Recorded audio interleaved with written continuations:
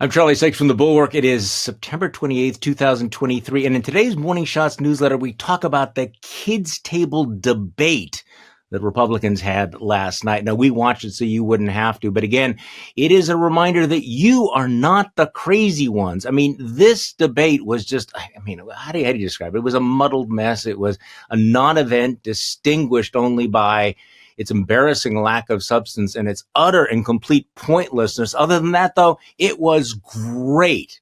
Okay, we did actually get one memorable zinger from Nikki Haley when she called out Vivek Ramaswamy and said, honestly, God, honestly, every time I hear you, I feel a little bit dumber for what you say.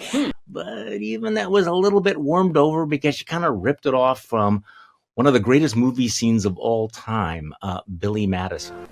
Everyone in this room is now dumber for having listened to it. Okay, a simple wrong would have done just fine, but... Actually, we are all a little bit dumber after watching that debate. Look, how much of a shit show was it? Most of the time they were yelling at each other. They were interrupting one another. And so for a lot of the debate, it was absolutely incoherent when it wasn't completely inaudible. In case you missed it, it sometimes sounded pretty much like this.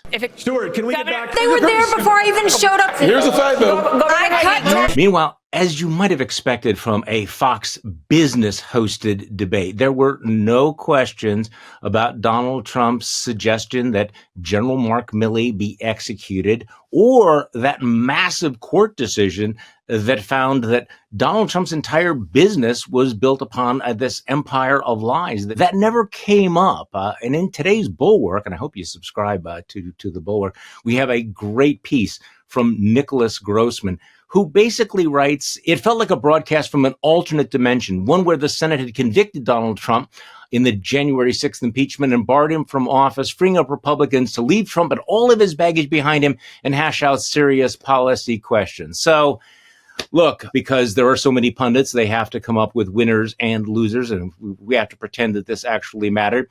The big winner from last night, probably, I'm sorry to say, this guy. Yeah, the guy with the 91 felony charges, the guy that just lost a huge fraud case, the guy who tried a coup and has threatened to kill an American general. This guy is the big winner, and he didn't even show up, which tells you a little bit about the Republican Party these days. Meanwhile, Republicans are about to shut down the federal government, and that's just another reminder that you are not the crazy ones. We'll do this again tomorrow.